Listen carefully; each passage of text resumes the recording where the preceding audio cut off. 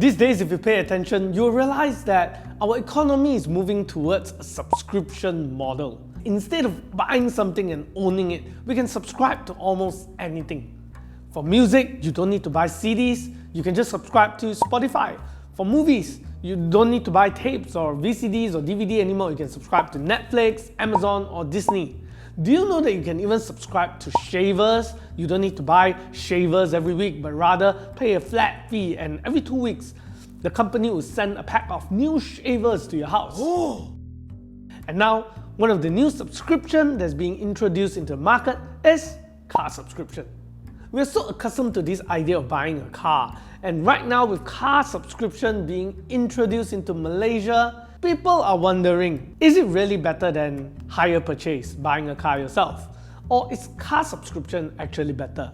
Now, in this episode, we're going to find out if car subscription is really worth your money. So stay until the end of the video and find out if it is worth it.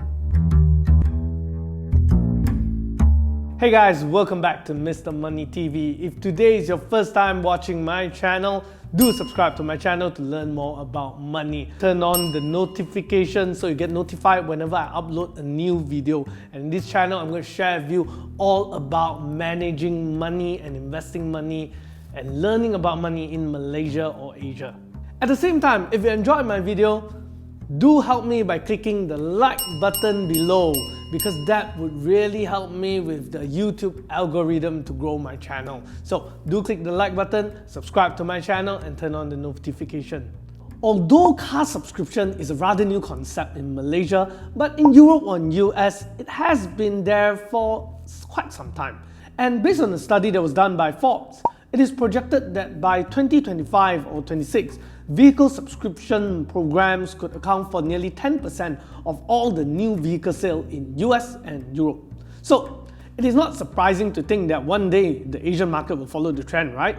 The whole idea of a car subscription is a temporary vehicle ownership that you can enjoy the mobility of traveling with your own vehicle without the hassle of owning one. But is it really better than owning a car yourself? So right now, let's do a comparison between hire purchase, which is when you buy a car with a bank loan, and car subscription program. And in this case, to make the comparison apple to apple, I'm going to use Renault Capture as an example. So let's compare between buying a Renault Capture through hire purchase or subscribing to a Renault Capture through Renault subscription. So what is the cost? First cost is the down payment. For hire purchase, you will need a down payment of 10%, which is 10,798 ringgit. But for the Renault subscription, there's no down payment. You just need to pay a refundable security deposit of 2,500 ringgit, and that varies depending on the model that you're choosing. But however, for the Renault Capture, it's going to be 2,500. And this amount is refundable when you return the car in an acceptable wear and tear condition at the end of the contract. Secondly, monthly payment.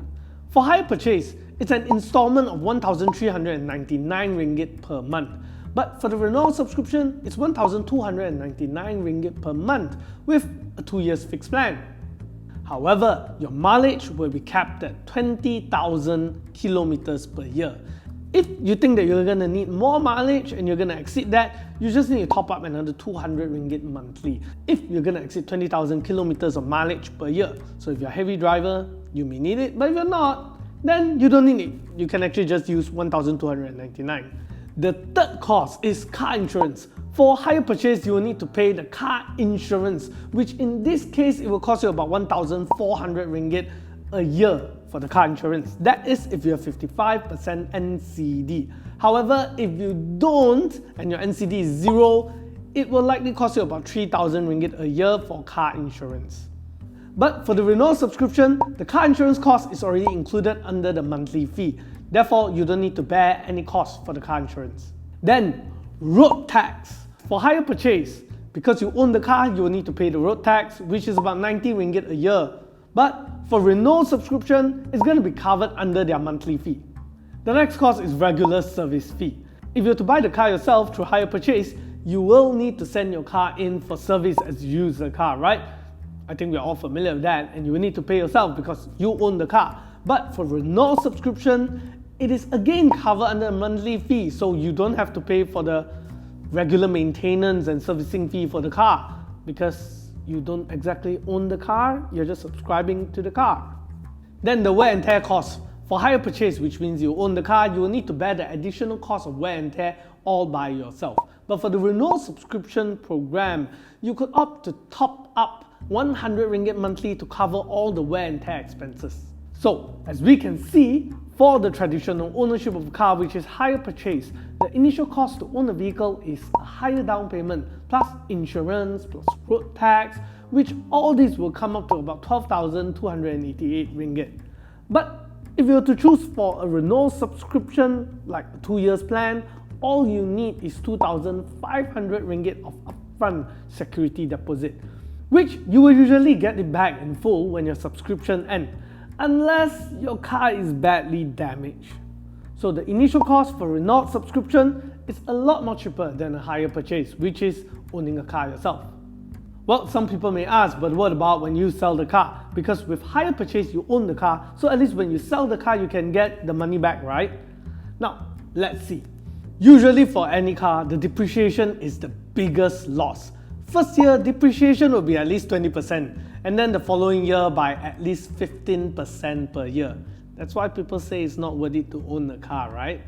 And in this case, after owning 3 years of the car, you would have paid about 36 installments, which is around 50,000, and 3 years of road tax, which is around 270 ringgit, and 3 years of insurance. Now, the initial down payment cost as well of 10,798, then the total cost of owning a vehicle through the hire purchase would have been about 65,632 ringgit.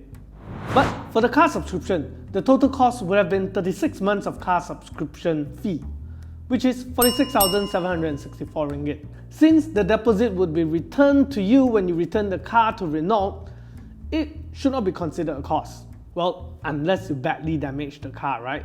So, is it worth it? Now, this depends on the reselling value of the car. From what I can see in Mudah.com, a 3-year-old Renault Captur can fetch around 50,000 ringgit. Based on a 7-year hire purchase loan, you will likely still need to fork out around 14,000 ringgit to settle the car loan when you want to sell the car. So this means that your total cost of owning the car would go up to 80,000. The earlier 65,000 plus 80,000. And if we were to add in the regular servicing fee and the wear and tear cost, the cost of ownership of a hire purchase would be much higher compared to subscription. So this is how I compare between a hire purchase and a car subscription. And based on this calculation, I would certainly choose a car subscription if I want to buy a Renault Captur. Oh, by the way, Renault is giving out a free 1-month subscription fee for the first 3 people who subscribe to Renault vehicle in between 20th of February to 30th of March 2020. Now, if you want to be eligible for that, find out more from the description below. So share with me your thoughts about car subscription in the comments below. And if you want to find out more about the Renault subscription, feel free to visit their website using the link stated in the description below.